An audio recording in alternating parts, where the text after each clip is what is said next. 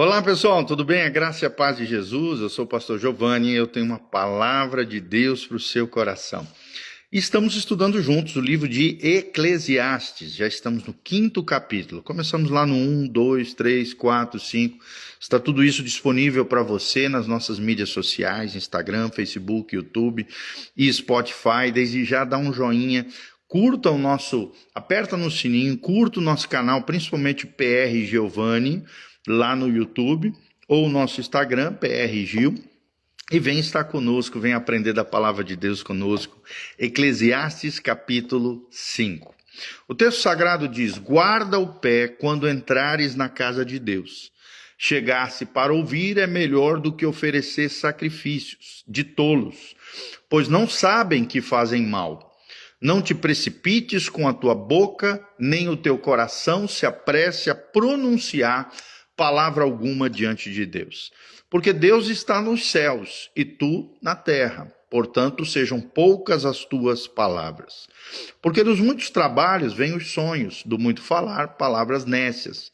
Quando a Deus fizeres algum voto, não tardes em cumpri-lo, porque não se agrada de tolos. Cumpre o voto que fazes. Melhor é que não votes do que votes e não cumpras. Não consintas que a tua boca te faça culpado, nem digas diante do mensageiro de Deus que foi inadvertência. Por que razão se iraria Deus por causa da tua palavra, a ponto de destruir as obras das tuas mãos? Porque como na multidão dos sonhos há vaidade, assim também nas muitas palavras. Tu, porém, teme a Deus. Se vires em alguma província a opressão de pobres e o roubo em lugar de direito e justiça, não te maravilhes de semelhante caso, porque o que está alto tem acima de si outro mais alto que o explora, e sobre estes há ainda outros mais elevados que também exploram. O proveito da terra é para todos, até o rei se serve do campo. Quem ama o dinheiro jamais dele se farta, e quem ama a abundância nunca se farta da renda. Também isto é vaidade. Onde os bens se multiplicam, também se multiplicam os que deles comem. Que mais proveito, pois, têm os seus donos do que os verem com os seus olhos? Doce é o sono do trabalhador, quer coma pouco, quer muito, mas a fartura do rico não o deixa dormir. Grave mal vi debaixo do sol as riquezas que seus donos guardaram para o próprio dano. E se tais riquezas se perderem por qualquer má aventura, ao filho que gerou nada lhe fica na mão. Como saiu do ventre da sua mãe, assim nu voltará, indo-se como veio, e do seu trabalho nada poderá levar consigo. Também isto é grave mal, precisamente como veio, assim ele vai. E que proveito lhe vem de haver trabalhado para o vento? Nas trevas comeu em todos os seus dias, com muito enfado, com enfermidades e indignação. Eis o que eu vi: boa e bela coisa é comer e beber e gozar cada um do bem do seu trabalho, com que se afadigou debaixo do sol, durante os poucos dias da vida que Deus lhe deu, porque esta é a sua porção. Quanto ao homem, a quem Deus conferiu riquezas e bens, e lhe deu poder para deles comer e receber a sua porção, e gozar do seu trabalho, isto é dom de Deus, porque não se lembrará muito dos dias da sua vida, porquanto Deus lhe enche o coração de alegria. Eclesiastes capítulo 5. Que lições nós podemos extrair do livro de Eclesiastes? É interessante que aqui vemos uma continuação da reflexão, novamente, sobre a vida debaixo do sol. Eclesiastes 1:3. Após, é claro, a crítica à opressão e à solidão de Eclesiastes 4. O tema central aqui é os perigos da religiosidade vazia e da idolatria às riquezas. Os perigos da religiosidade vazia e da idolatria às riquezas. Qual é a estrutura desse capítulo? Podemos dividir em 3 partes. Primeira parte, advertência sobre o culto a Deus, do versículo 1 a 7. Segunda parte, segundo ponto, a ilusão das riquezas, de 8 a 17.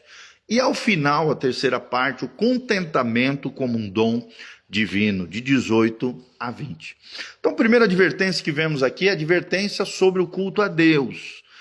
Primeiro momento, vemos uma reverência na presença divina, necessidade de reverência à presença divina no versículo 1. Guarda o teu pé quando entrares na casa de Deus. O princípio aqui é que Deus valoriza a atitude do coração muito mais do que rituais e cerimoniais. É o que diz 1 Samuel 16:7. A aplicação para nós hoje é evitar a hipocrisia religiosa. Isaías 29:13 também menciona esse fato. Num segundo momento, vemos o perigo das palavras vãs. Vãs é fúteis. Não te precipites com a tua boca, diz o autor no versículo 2. E a advertência aqui é promessas precipitadas a Deus revelam imaturidade espiritual. E para as pessoas também. Promessas precipitadas a Deus ou às pessoas revelam imaturidade espiritual. E a ilustração aqui é o voto de Jefté. Em Juízes 11, 30 a 31 e 35, a gente sabe que Jefté se deu muito mal quando fez um voto de forma precipitada diante de Deus, acabou perdendo a sua filha diante do voto que ele fez a Deus. No terceiro momento aqui, vemos o valor da obediência sobre o sacrifício, dos versículos 4 a 7. Melhor é não votar do que votar e não cumprir, diz o versículo 5. Ou seja, aqui vemos a integridade. Deus exige fidelidade dos seus filhos e não barganha com ele. Salmo 50, 14 também menciona sobre isso. Então, conclusão desse primeiro tópico, tema Deus, no versículo 7. Porque o temor do Senhor é um antídoto contra a insensatez religiosa ou também de espírito, tá bom? Segundo pontinho que aprendemos é a ilusão das riquezas. A ilusão das riquezas, do 8 ao 17. Primeiro vemos o perigo da corrupção sistêmica. No versículo 8, não te admires da opressão do pobre. Aqui nos leva a um realismo que vemos muito nos dias atuais, né? Hierarquias de exploração sim existem, mas Deus julgará cada um deles. Aqueles que são tiranos, subjugam, oprimem as pessoas, Deus os julgará. É o que diz Eclesiastes 3,17 também. Vemos num segundo momento a insaciabilidade da ganância, uma ganância que nunca se sacia, do 9 ao 12. Quem ama o dinheiro jamais dele se farta, diz o versículo 10. E aqui vemos o paradoxo da riqueza.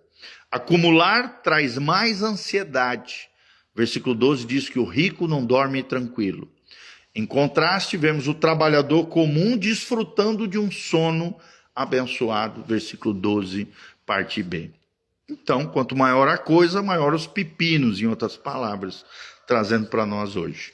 As tragédias das riquezas mal administradas é o que nós vemos num terceiro momento, do 13 ao 17. Riquezas guardadas para o mal de seu dono, no versículo 13. Aqui vemos riscos, né? Perdas súbitas que pode acontecer conosco. Versículo 14, os herdeiros irresponsáveis, filhos e filhas destrambelhados que acabam e torram com as riquezas que os pais conquistaram, na parte B do versículo 14. Vemos uma vaidade máxima aqui, que é morrer nu, como veio ao mundo, no versículo 15. Jó também, 1:21, ele menciona isso. E vemos aqui uma metáfora, né? Como sai do ventre, ou seja, você saiu nuzinho, assim você voltará, porque voltará ao pó da terra e não poderá levar nada desse mundo. É o que diz o versículo 15. A riqueza não acompanha você na morte. Então tome cuidado para não tropeçar na riqueza e na vida financeira, tá bom? Terceiro lugar, vemos o contentamento como um dom divino, de 18 a 20, para fechar esse lindo trecho de Eclesiastes. Primeiro momento, a receita da felicidade autêntica. No versículo 18, quando ele diz, é bom comer, beber e desfrutar do seu trabalho. Não há nada de errado nisso, é um dom de Deus. Contentamento não é mérito humano, mas uma graça divina sobre as nossas vidas. Então vemos um contraste aqui com a ansiedade dos ricos. Por um lado, o contentamento, que é um princípio bíblico de comer, beber e desfrutar do trabalho dentro dos limites estabelecidos pela palavra de Deus, os prazeres lícitos da palavra de Deus. Por outro lado, a ansiedade dos ricos, de querer mais, mais e mais, que vira um buraco sem fundo e nunca satisfaz. O segundo momento aqui, para finalizar, ele fala da bênção da alegria simples. Lembrando sempre que a simplicidade é o padrão do Evangelho de Jesus Cristo. Jesus era simples, seus discípulos precisam ser simples. É Deus quem dá riquezas e bens, sim, mas sempre com um propósito. Precisamos desfrutar, diz o versículo 19, parte A. Precisamos receber de Deus as dádivas divinas com gratidão, no versículo B, 19. Precisamos também nos alegrar, nos regozijar, nos realizar no trabalho. E todo o trabalho, do ponto de vista de Deus, faz parte da missio Dei, da missão de Deus, do propósito divino para nós nessa terra. E tudo deve ser para a glória de Deus. O grande segredo é esse. Deus te capacita para desfrutar. A verdadeira prosperidade é gozar o que se tem com Deus e nunca sem Deus. Então vemos aqui uma espécie de fecho teológico, né? Pouco se lembrará dos dias da sua vida, diz o versículo 20. E aqui é uma referência à alegria em Deus, acaba apagando a angústia, tá bom? Então, lembre-se disso. Ele fecha aqui de forma tremenda esse versículo 20. Podemos desfrutar daquilo que conquistamos, sim, mas lembrar sempre que a verdadeira prosperidade é gozar, se desfrutar, se deleitar com aquilo que se tem, mas nunca abandonar a Deus, sempre na presença do Senhor e para a glória de Deus. Então, as conclusões aqui de tudo isso, os princípios imutáveis que aprendemos aqui em Eclesiastes, capítulo 5, cultue ao Senhor com temor. Deus rejeita o formalismo e exige sempre na sua presença um coração sincero. Salmo 51, 17. Segundo lugar, vemos riqueza. É bênção ou maldição para você? Depende da atitude que você tiver. Porque, sim, o dinheiro pode se tornar a raiz de todos os males. É o que diz 1 Timóteo 6,10. Ou então, pode ser um recurso abençoado para glorificarmos a Deus, conforme nos ensina Provérbios 3, 9. Terceiro princípio que aprendemos, além do culto com temor, riqueza como bênção e não como maldição. Terceiro princípio que aprendemos é o contentamento é graça. Contentamento é graça. A felicidade não está nas posses que temos, mas sim na perspectiva divina sobre os dons que recebemos de Deus. Filipenses 4, de 11 a 13, também menciona sobre isso. Então, aplicando de forma prática, cultive sempre a simplicidade voluntária. É o que diz o versículo 18. Fuja da ganância e da ansiedade financeira. É o que diz o versículo 10 e 12. Pratique a generosidade como um antídoto à idolatria do dinheiro.